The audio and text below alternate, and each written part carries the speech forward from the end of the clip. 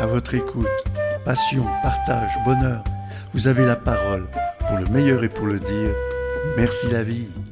Merci la vie, bien sûr, merci la vie. Merci la vie, oui. Merci la vie. Merci la vie. Merci la vie. Chers amis auditrices et auditeurs, je suis en face de quelqu'un que vous avez déjà entendu il y a, ça doit faire 2 ans maintenant. Il y avait même une personne de Rome qui m'avait dit « Mais je connais Luis Aquino, j'ai assisté à un de ses ateliers ou conférences il y a quelque temps. » Donc j'ai donc quelqu'un en face de moi qui roule sa bosse depuis des décennies, qui maintenant est un petit peu plus calme, mais qui a un métier passion, je dirais, ainsi que sa femme, qui fait que des fois, quand on a un couple un petit peu dans le désarroi, dans le doute, on est tout à fait content de rencontrer des gens qui sont de façon très professionnelle là pour essayer de vous aider. C'est le cas de Luis Aquino, qui effectivement est passé par Genève, est passé par Paris, par Bruxelles, par Rome. Donc je suis très heureux, Luis, de te retrouver. Salut, comment vas-tu ?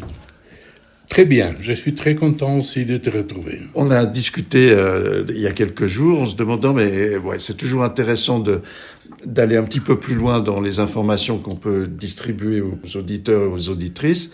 Dans cette discussion qu'on a eue dernièrement, il nous a apparu que dans l'histoire de notre culture et dans d'autres cultures également, quand on parle de couple, on mariait des enfants en leur disant on a discuté entre parents, ça nous sera très utile parce qu'on aura plus d'hectares, on va pouvoir faire ci, on va pouvoir faire ça. Et puis un jour, il y a l'amour qui apparaît. Donc les mœurs changent un petit peu. On dit qu'on va se marier parce qu'on s'aime, non pas pour des intérêts qui sont en dehors de ceux de notre lien d'amour. Et puis aujourd'hui, on se rend compte qu'on glisse encore vers une autre situation et on en parlera un petit peu plus dans les détails peut-être parce que la vie d'aujourd'hui, elle a encore été cabossée par un tas de soucis à tous les niveaux qui font que l'amour, c'est peut-être plus la même chose qui va durer sur du long terme non plus quand on connaît quelqu'un. Tu es d'accord qu'on aborde ça ensemble, Louis ?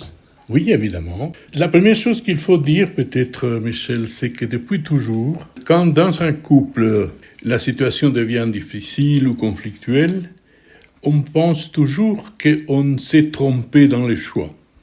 Ça veut dire que la cause du malaise dans les couples est attribuée au fait qu'on n'a pas choisi la personne qui nous convenait. Alors, si tu permets, je vais un peu plus loin. Je t'en prie, t'es là pour ça, mon ami. Cette attitude est animée par une conviction qui est tout à fait fausse, évidemment, c'est que nous considérons que nous savons aimer. Et donc, si ça ne va pas, c'est qu'on a choisi les partenaires qui ne nous convenaient pas. Tandis que il n'y a rien de plus clair qu'on apprend à aimer. Et les débuts d'une relation amoureuse est une des expériences les plus belles que la vie peut nous offrir, c'est l'état amoureux. Mais cet état amoureux contient une grande dose d'idéalisation. C'est pour ça que l'état amoureux va s'effriter un peu au fur et à mesure que la réalité de l'autre s'impose. Ça veut dire son caractère, la façon où il gère certaines situations, ça va jusqu'au problème de son hygiène personnelle, ou alors les conflits s'installent. Est-ce que je dois comprendre par là que finalement, quand tu dis qu'au départ on est plutôt sur une vision idéaliste, ça veut dire qu'on va surtout chercher des choses dans lesquelles on se ressemble ? Oui. Il y a un élément narcissique très important. De toute façon, dans l'état amoureux, ce qui est beau, c'est de sentir aimé, de se sentir aimé. Et on peut résumer toutes les lettres d'amour de cette période-là dans une phrase. « J'ai jamais connu une femme comme toi, j'ai jamais connu un homme comme toi. » Au fur et à mesure que cette idéalisation disparaît, les difficultés tout à fait normales de la recherche d'une entente, d'une collaboration, etc., s'imposent. Mais une partie préfère partir et recommencer l'histoire ailleurs. De nouveau, un grand état amoureux jusqu'au moment où cette idéalisation disparaît de nouveau. Les autres, de façon plus ou moins consciente, je veux dire motivés consciemment, décident de continuer la relation. Et c'est là que les couples entrent en action. Les couples, c'est un processus de maturation qui procède pas de crise. Donc, parfois je rigolais avec mes patients qui me disaient « On a dépassé une grosse crise, Louise, maintenant qu'est-ce qu'il faut faire ?» Et je disais « Attendez la prochaine crise. Ça va vous dire comment vous pouvez encore grandir dans la capacité d'aimer. » Dans les étapes que j'essayais de décrire, peut-être maladroitement tout à l'heure, mais j'essaye quand même, quand c'était les parents qui décidaient pour les enfants, donc il n'y avait pas l'étape amoureuse, mais directement ce qu'on pourrait appeler le travail sur l'amour. Quand on est condamné parce que quelqu'un d'autre a décidé qu'il fallait faire couple avec quelqu'un, c'est une situation difficilement imaginable aujourd'hui, mais avait un bénéfice, c'est que c'est avec cette personne-là qu'il faut convivre. Et finalement, on trouvait les moyens de s'adapter. C'est passé pas si mal que ça. Tandis que maintenant qu'on choisit son partenaire amoureux, les attentes sont devenues immenses. Avant, on ne s'attendait pas à grand-chose parce que de toute façon, on n'avait pas choisi cette personne. Maintenant qu'on les choisit, il y a une attente énorme. Ça veut dire que les difficultés, après, pour travailler dans le réel, vont être plus fortes, plus importantes. Et dans le réel, dans notre culture, je pense surtout pour des préceptes religieux, quand on se marie, c'est pour la vie. Donc il y a encore un autre souci qui s'instaure là. Alors est-ce que c'est quelque part mieux aujourd'hui, quelque part de revenir en arrière? Je pense pas que c'est mieux d'ailleurs, mais je réfléchis tout haut. Aujourd'hui, une fois que l'étape amoureuse est passée, tu le décris toi-même, très souvent aujourd'hui les gens vont chercher ailleurs. D'accord ? Donc on est pris entre deux concepts aujourd'hui. Moi, je pense que aller chercher ailleurs, on ne peut pas dire toujours. Ça n'existe pas dans la psychologie, toujours ça n'existe pas. Mais souvent, c'est une illusion. C'est qu'on veut se retrouver de nouveau cet état narcissique où l'effet d'être aimé nous rend très fort heureux, mais en sachant que tôt ou tard, cette idéalisation va tomber. Je pense que juste maintenant, il y a un dialogue qui avant n'existait pas. C'est de dire, si après ça ne marche pas, si jamais ça ne marche pas, on pourra de toute façon divorcer et c'est pas grave. Mais ça, c'est tout à fait nouveau. Dans notre inconscient profond, se marier, ça véhicule toujours cette idée que c'est pour la vie. Voilà, il y a une évolution. Et c'est ça que je pouvais parler. Par exemple, un grand facteur du changement, c'est la disparition de ce qu'on appelait les contrôles sociaux. Ça veut dire, avant, c'était pas bien vu de divorcer, surtout du côté des femmes. Une femme qui divorçait, c'était souvent dénigrée, stigmatisée par les choix qu'elle avait faits. Au point que maintenant, ça a disparu et de temps en temps, on se trouve dans des situations paradoxales où on est presque gêné d'être avec la même femme depuis 20 ans parce que tous les autres autour de nous ont déjà divorcé et sont déjà avec la deuxième, sinon avec la troisième femme. Donc ça, c'est un facteur important, la disparition du contrôle social. Dans la disparition du contrôle social, il y avait aussi le milieu familial qui aujourd'hui est éclaté. C'est-à-dire qu'en cas de souci, peut-être qu'on allait en discuter avec son grand-père, avec sa grand-mère, avec sa tante, avec des gens, des proches, et qui étaient certainement de bons conseils. Or, aujourd'hui, les familles étant éclatées, ça devient beaucoup plus difficile d'avoir des conseils intérieurs à sa famille dans ces situations-là. C'est bon pour ton gagne-pain, mais de façon naturelle, ça devrait peut-être pas se passer comme ça.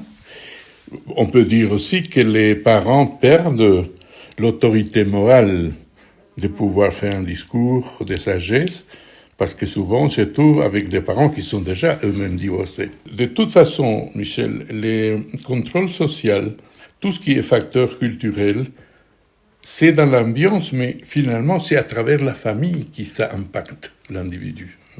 Donc les premiers qui faisaient un sermon à la personne qui voulait divorcer, c'était la famille.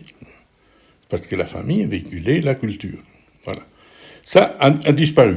Donc c'est un fait socioculturel, on peut rien y faire. Mais c'est pas le seul élément. Il y a un autre facteur que je considère très important, c'est le fait que la femme est devenue économiquement autonome. Ça veut dire maintenant, une femme est capable de gagner sa vie, comme on dit. Ça a deux effets qui me viennent à l'esprit maintenant. C'est Un qui, pour un homme, quitter une femme, abandonner une femme, c'est moins dramatique. Avant, quitter une femme, c'était presque criminel, parce qu'on l'a condamné à la fin et on abandonné les enfants aussi. Ça fait que souvent, les hommes disparaissaient. Ils divorçaient pas seulement, mais d'un jour à l'autre, il n'était plus là, il ne savait pas où est-ce qu'il était parti. Alors, quelles sont les conséquences maintenant sur les enfants ? Je te donne un exemple précis. Tu sais, j'ai enseigné quelque temps d'un adolescent qui me disait « Monsieur Baumann, je suis un accident, j'ai pas demandé à vivre. » Ça m'a interpellé. Et toi ? Oui. Je considère ce thème à l'intérieur du thème de la contraception.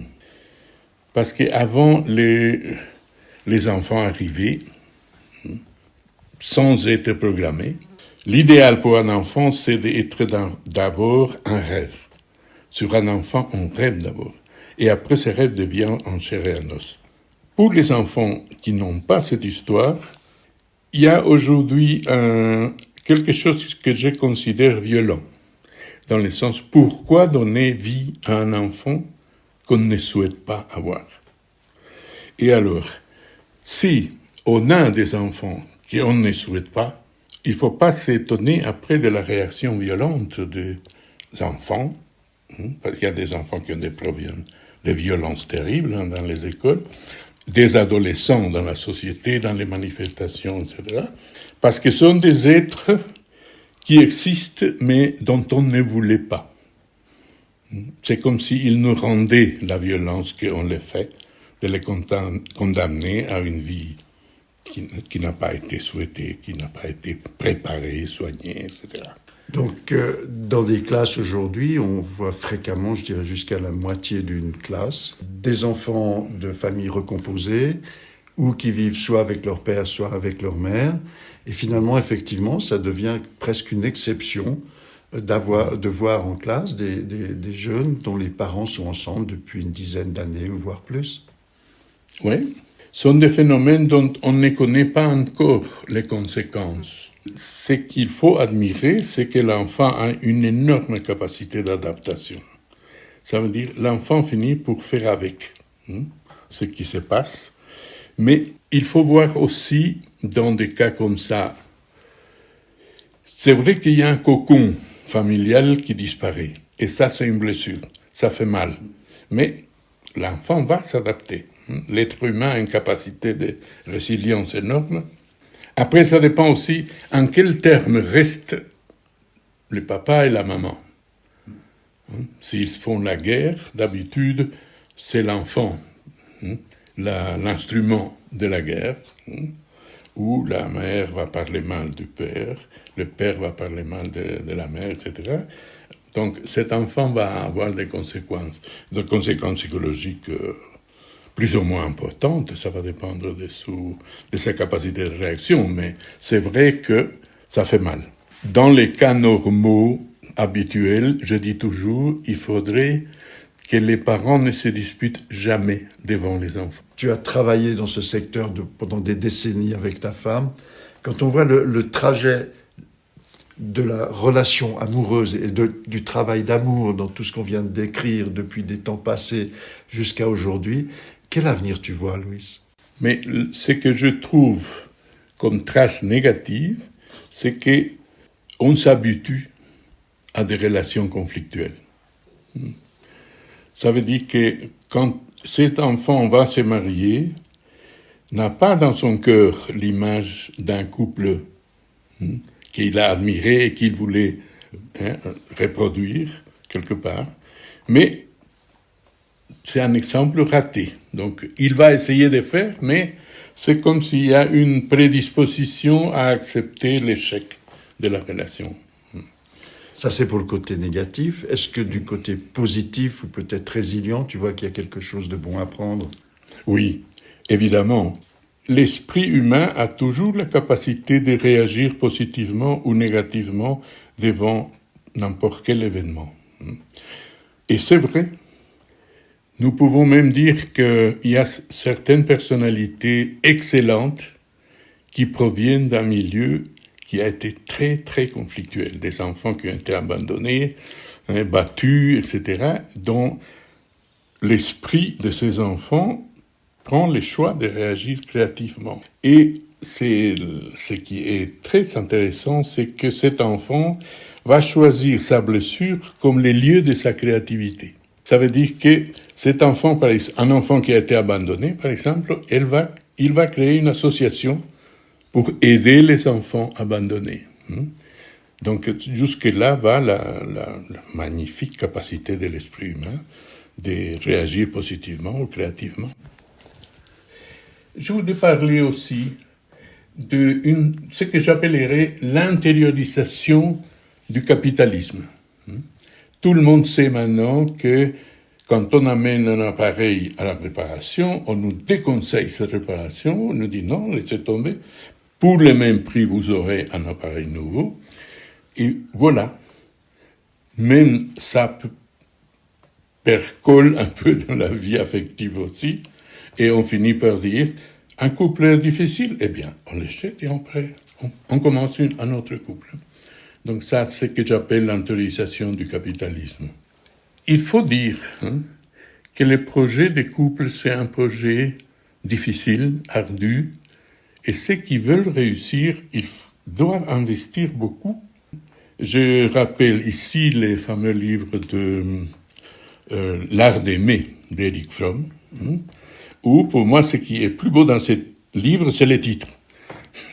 Ça veut dire les concepts qu'aimer, c'est un art.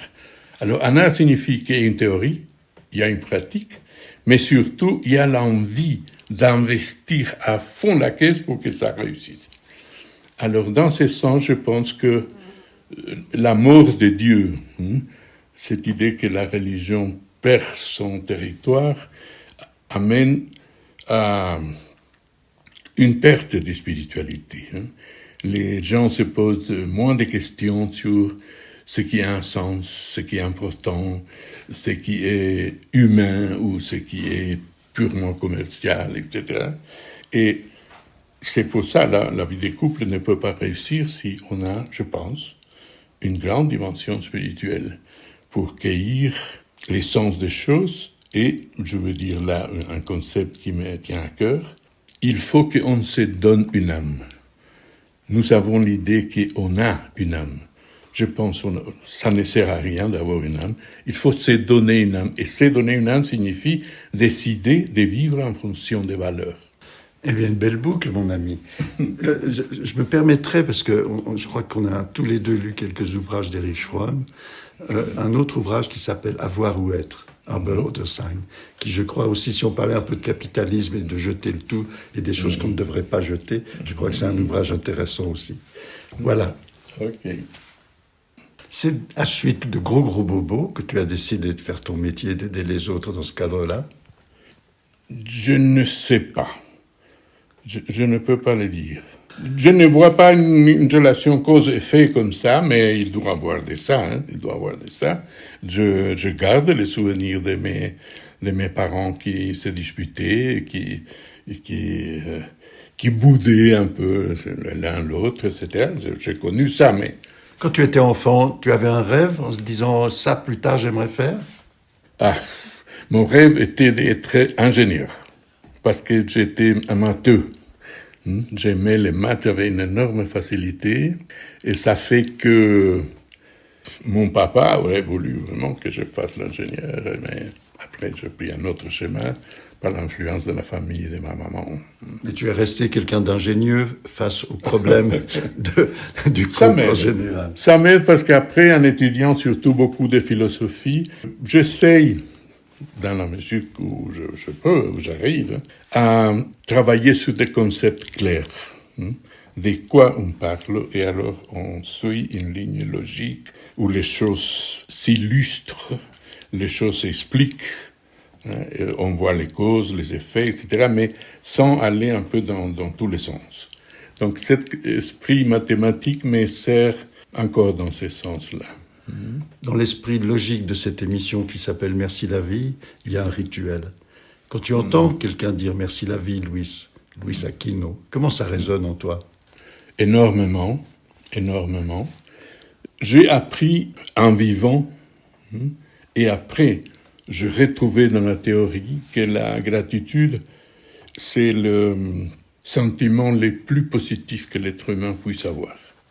Ce qui nous donne une meilleure santé, c'est la capacité de savoir recevoir et remercier. Et donc, merci la vie, pour moi, c'est une phrase très importante. Je ne dis pas cette phrase, mais je sens le contenu de cette phrase chaque matin. Je me réveille, j'ouvre la fenêtre, je vois un paysage extraordinaire.